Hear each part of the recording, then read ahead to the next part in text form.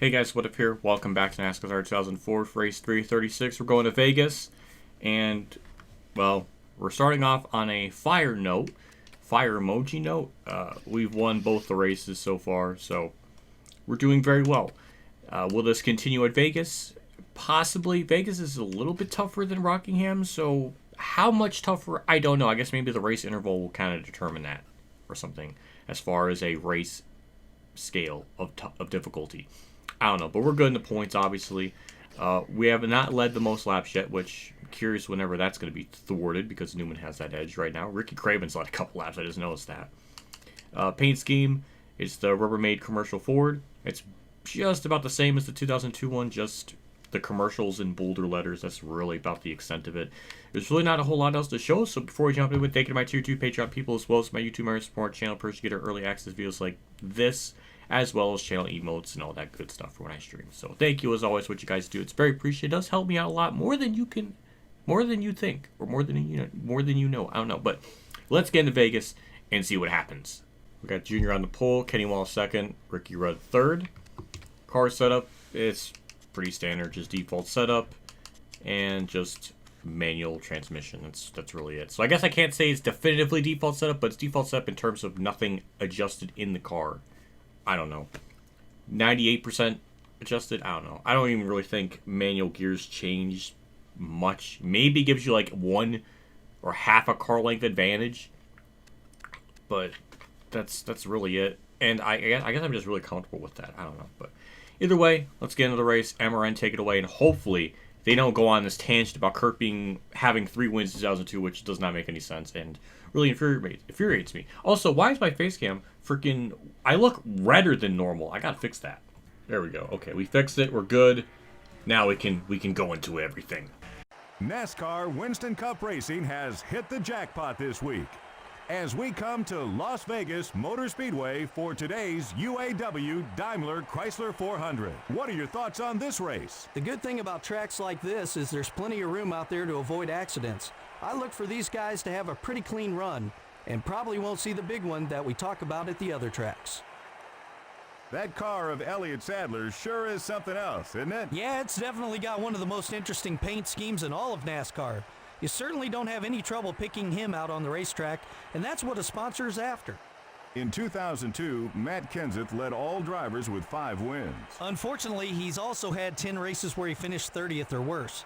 If they can get some consistency, he will be a threat for the championship. You gotta believe Kurt Busch would love to win here at Las Vegas Motor Speedway. Well, I'm sure he'd like to win just about everywhere, but he grew up here, and anytime you come home, you want to do well in front of the hometown crowd.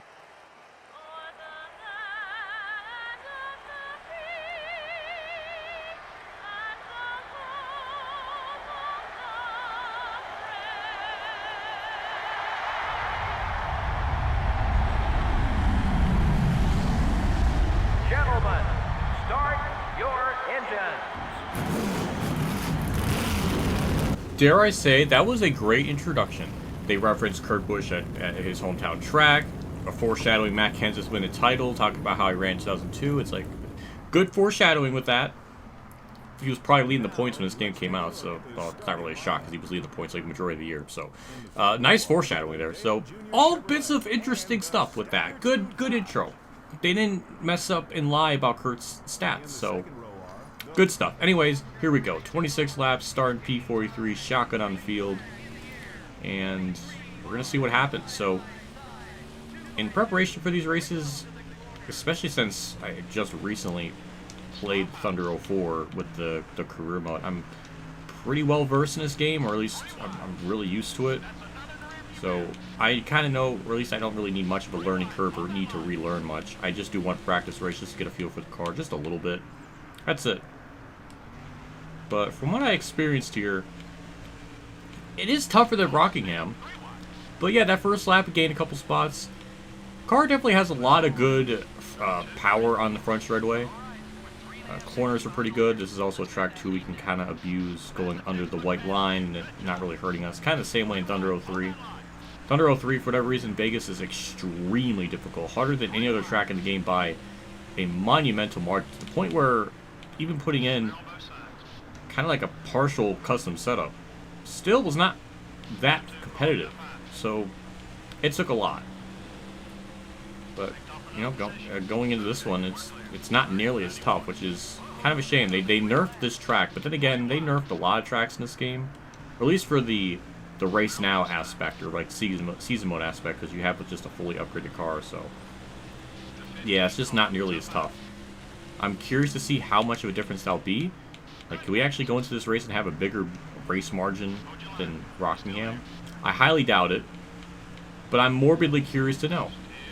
As we are still kind of moving up through the field, P29. I think just turn 1 is our best friend. But yeah, going from this game to Thunder 03 is just such another. Not really. It's not as radical as like Thunder 03 to Thunder 2002, but it's just more refined. Everything just feels a lot more sensitive. Not sensitive, but everything just feels more you're in control. It's really good. It's transitioning from Thunder 03 to this is just, it's like, wow, you really feel the difference in the handling. Everything just feels so much better. So it's nice to drive. Wish I was not that low on the track. I want to take the corner a little bit better than that, but we're already up in the top half of the field. We might have Toby Keith music time. It's funny enough, in my New Hampshire race, the second New Hampshire race, I tried to do karaoke. I wanted that to be in the video, but YouTube dinged it. It just, you can't do that. You can't do that at all. So I had to like go into the YouTube editor studio and like chop it out. So that's why there's that part in the video where it's like musical tangents aside, because that's I had the karaoke bit. So if you're ever wondering why that was a thing or what happened, there's a backstory to that. So unfortunately, karaoke will not happen. But I feel like with this game in this particular season mode, we're gonna get a lot more of that, which is good for me. But just be thankful you're watching like an edited version of this, where you're not sitting there for like 10 laps watching me lead and have nothing to really discuss. But man, we're just fast. It's gross. It's really it breaks my heart, my achy breaky heart. Ooh, bit of contact with Stewart. I am backing off there. That was going to be bad if I didn't do that. So I made a calculated decision there. Can I get to the bottom again? Thank you. That was our biggest spaghetti-o contact. Oh, we got Jeff Burns some OCD right there. Can't have that. I'm sure he's upset by that. Yeah, up to P12. We're going to be pitting on lap 13. That sounded like a decent idea, so that's really it with the extent of that. Good run through the corner, 3 wide. Also, I don't know why the announcers were harping on Elliott Sadler's paint scheme being so, like, wow, crazy. It's like Ken Schrader's one is just as flashy. Or maybe it's not as flashy, but it's not that big of a deal. So I don't know. I don't know why they're freaking out about that. But then again, this is the time period where the announcers were borderline acting like the Jeff Burton Gain car that was lime green is like flamboyant or gay or something. Like they were really uncomfortable with that car. It was weird. If you look it up somewhere online, might have been the 2002 Vegas race. In fact, I know they're talking about it, and just I don't know. It just gave me weird vibes. Like I don't know. I don't know. Maybe that's just me imagining things wrong. But anyways, for P6, this I got a big hankering and hunk of feels of this being a easy race win to continue our dominance. I need to just change I need to turn my lights off. I thought maybe this would be the race where it might change, but I think Darkness Arc for this room with an O, I think it's gonna have to start becoming a more regular thing if we're just gonna keep winning. We need to be in this dark mood for it. Props to Ricky Rudd being up there. Good run for him. He's not going to give me any problems. At least I hope not. Oh, the car didn't want to rotate the corner. So once in a while, I don't know how that could be fixed or how I can fix that myself, but it's like once in a while, you hit the brakes, and then the car will rotate. And that time, it didn't. It just went tight. It just refused to do extra turning. Luckily, we dodged the bullet, and nothing really came from it, but now we're P3, as we're going to be heading into pit cycles the next lap. Or, yeah, next lap. Inside of Bobby Labonte for P2, really not going to matter much because this pit cycle may or may not make or break the race for us. But, yeah, just a standard 4-tire stop. Don't need to do anything too crazy. Don't know if Labonte's pitting. He's not. Okay, we're going to be undercutting everyone. And yeah, that's it. Standard 4-tire stop, and that's really it. As the driver hits his marks, the crew will go around. They'll go to the right side first. Change right side tire. 1 can of racing fuel going in. The crew will now swing over to the left side. This will be a 4-tire stop. 4 tires and 2 cans of 76 racing fuel. That's going to be a 17-1, a second off the estimated time. That's not good. I'm not a fan of that. That's bad. Well, we got to make up that time now. Which, luckily, we did undercut Bobby Labonte, Dale Jr. and stuff, so maybe that'll mean something long-term. I don't know. But now it's just a waiting game to see where on earth this cycles us out at. There's Bobby Labonte, so that will be for virtual P2. So the undercut, even despite the 1 second slower pit stop, didn't matter unless these guys are in position. No, they're not. Are they a lap down? Or lead lap cars? I don't know. I know they said they're pitting, so yeah, I'm gonna stay a lane above. Oh, I thought I was higher up on the track. I really did, but nope, clearly not. Alright, well, that's not nice. But it looks like we're gonna cycle out of the lead. I think. I don't know, we'll find out. I'm gonna have to look back at the footage because I'm pretty sure I was on the racing surface and they were slowing down on the racing surface, which I can't even really say that's my fault. Can't even really say that. But if Bobby Labonte was gaining on me there, I think I was just dumbfounded of what happened. But yeah, we cycled down the lead and that's basically it. Alright, race win in the books, and at least we'll get a win in Kurt's hometown. So we're pretty much knocking out all the bucket list stuff for Kurt. I mean, he would eventually get this in 2020, but it's kind of bittersweet because it's during COVID era, so no fans were there. So it's kind of like Jimmy Johnson's last season. I feel so bad for Jimmy Johnson fans. In their last season, they couldn't even watch him. They couldn't even go to the track and experience that because COVID ruined it. So that sucks. That really sucks. Unless you lived in Florida. Or unless you go to those first 4 races in 2020 before the pandemic, then you'd be fine. But a lot of people, I'd imagine, probably got screwed out of at least seeing Jimmy on track one more time. That bugs me. It's not even like Jimmy's fault or NASCAR's fault. It's just a sucky situation. Also, Bobby Labonte's really holding his own. I'm proud of him. I thought I was just gonna pull away, but no, he's putting up a fight. But it's not gonna matter once I go into sweat mode. White flag's out, still holding the lead by about 2 seconds. I think I know why Bobby Labonte was holding his own for as long as he did. He did pit 1 lap after me, and maybe this damage I have on the nose affected the car performance a little bit because it's noticeably dented. So maybe it's kind of a mix of that. But Dale Jr. just got by Labonte, which thankfully this race is ending as it is because Dale Jr. fast. He was one of the last people that pitted, so he definitely has even more fresher tires than me. But it don't matter. Nice race dub, 3 in a row. The domination just continues. I wonder what wow, he actually gained a 10th on me on that last lap. But I'm really curious just what our top 10 biggest race win margins were up to this point. I don't know if Post Editor could even make the time to do that. But that'll be just interesting to have. Just of all time in this Thunder series. Because I already have written down like the wins, top 5s, top 10s, average finishes, and points. So we kind of have, you know, those in my personal record books. But what about race length, like margin of victory? New Hampshire and Thunder 03 might be like the biggest one. I don't know if that'll ever be properly topped. And Rockingham was pretty close.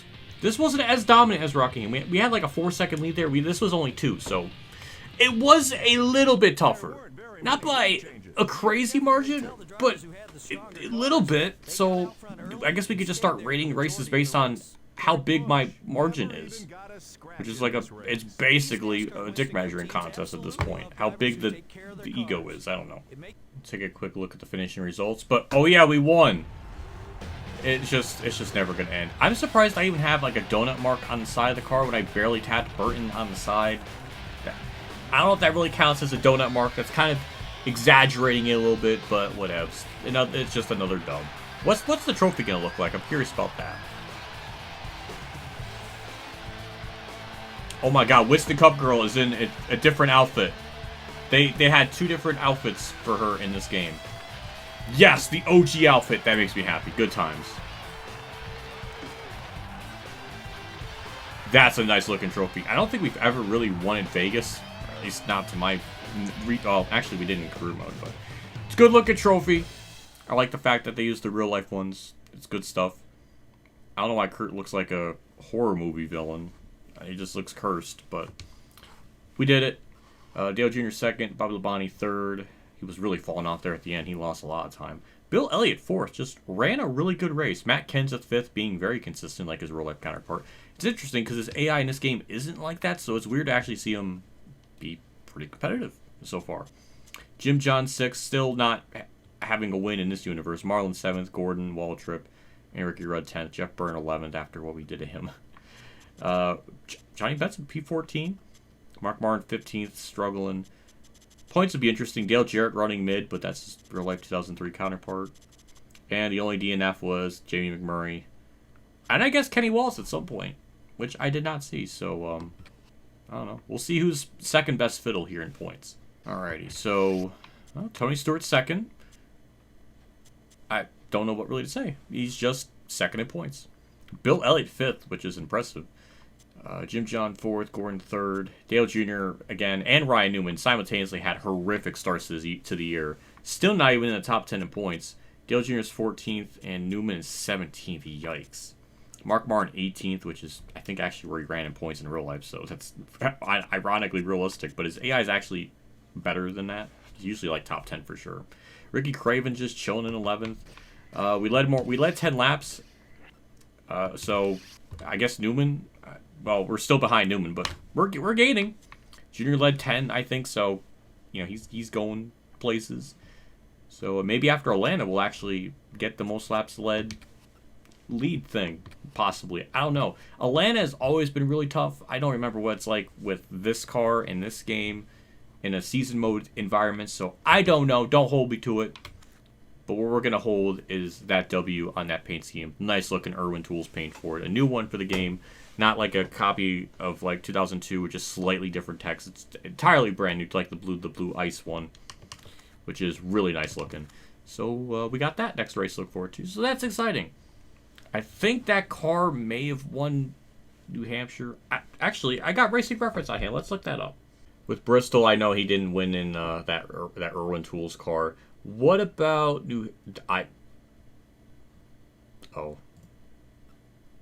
I thought Kurt swept that track in 2003. I guess it was 2004. I'm misremembering.